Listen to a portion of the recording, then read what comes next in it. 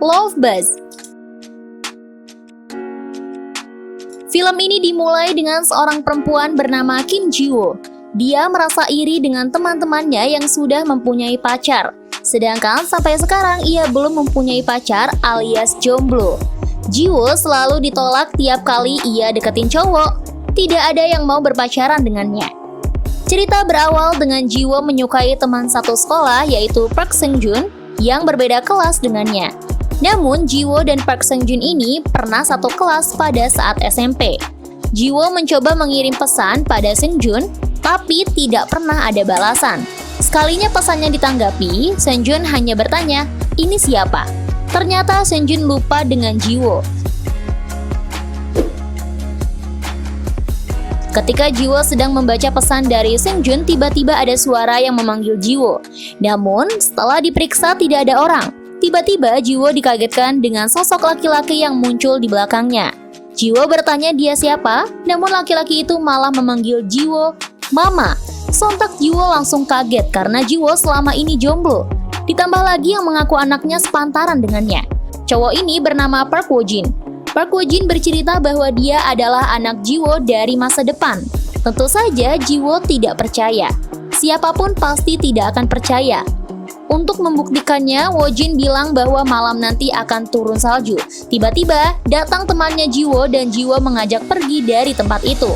Dan ternyata, benar saja, malam itu salju turun. Ji-woo teringat dengan perkataan Woo-jin. Ji-woo kemudian mencari Woo-jin lagi ke tempat mereka pertama bertemu. Dan Ji-woo bertanya apakah benar Woo-jin datang dari masa depan. Woo-jin kemudian menunjukkan sesuatu yaitu jam yang ada di pergelangan tangannya dan menekannya. Kemudian Woo-jin pun menghilang. Ji-woo kaget dan kemudian bertanya lagi jika benar Woo-jin anaknya Ji-woo di masa lalu. Lantas Ji-woo menikah dengan siapa? Lalu Woo-jin mengatakan bahwa Ji-woo akan menikah dengan Seung-joon, cowok yang Ji-woo sukai. Woo-jin bilang dia akan membantu Ji-woo agar berhasil mendekati Seung-joon asal Ji-woo mau mengikuti instruksinya. Ji-woo masih ragu dengan perkataan Seung-joon, tapi nggak ada salahnya mencoba dulu. Besoknya, Ji-woo mengikuti instruksi Woo-jin untuk berdiri di suatu tempat dan sambil minum. Dan benar saja di saat Ji-woo minum, sebuah bola tiba-tiba mendarat pada minumnya. Ternyata bola itu milik Seung-joon. Seung-joon kemudian meminta maaf dan dari situ Seung-joon dan Ji-woo mulai ada komunikasi. Tentunya Ji-woo seneng banget karena akhirnya dia bisa PDKT dengan cowok idamannya itu. Selanjutnya, Woo-jin kembali memberikan instruksi pada Ji-woo bahwa besok Ji-woo harus pergi ke perpustakaan dan duduk di kursi yang dikasih tahu Woo-jin. Lalu benar saja, Seung-joon duduk di kursi di samping Ji-woo dan Ji-woo mengikuti arahan Woo-jin agar bertanya soal mata pelajaran dan berakhir dengan ajakan kencan. Akhirnya Ji-woo dan Seung-joon kencan, tapi Ji-woo masih malu-malu dan jaim karena takut Seung-joon tidak menyukainya. Ji-woo bertanya pada Woo-jin tentang kencannya tadi dan kemudian Ji-woo mengajak Woo-jin untuk main game.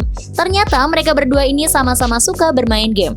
Di saat asik main game, tiba-tiba ada yang menyapa Woo-jin. Hal itu menjadi aneh karena Woo-jin berasal dari masa depan. Woo-jin pun gugup dan langsung mengajak Ji-woo meninggalkan tempat itu.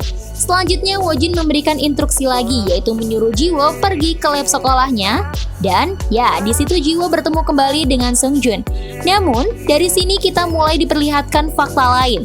Terlihat sosok Woo-jin yang memakai seragam sekolah SMA lain dan sedang membeli sebuah boneka di sebuah toko. Ternyata Woo-jin memang berasal dari masa depan. Tapi dia berbohong, dia bukan anak Ji-woo melainkan suami Ji-woo. Dan Woo-jin kembali ke masa lalu untuk membuat Ji-woo tidak bertemu dengan Woo-jin yang masih SMA tadi. Karena seharusnya pada tanggal dan jam tersebut harusnya Ji-woo dan temannya tadi masuk ke toko dan bertemu dengan Woo-jin untuk pertama kalinya dan kemudian mereka jatuh cinta dan menikah. Jadi, Woo-jin ini mencoba merubah sejarah agar mereka tidak menikah. Karena kenyataannya di masa depan, Woo-jin ini sedang sakit parah.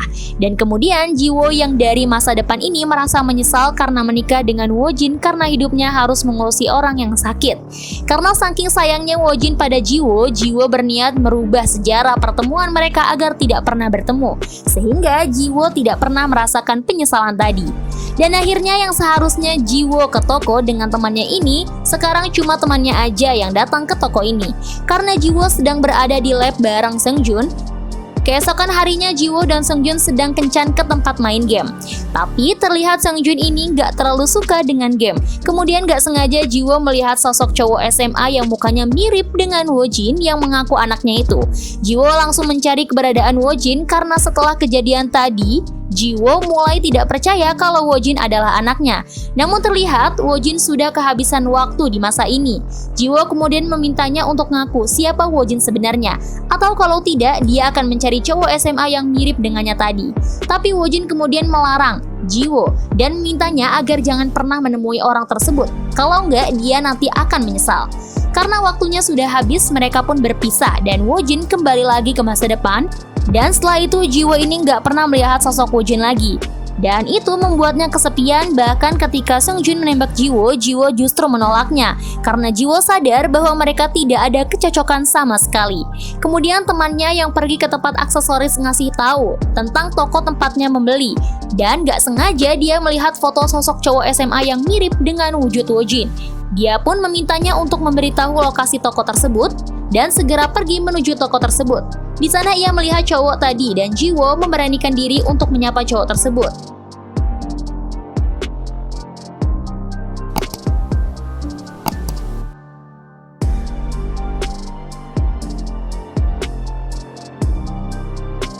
Film pun berakhir.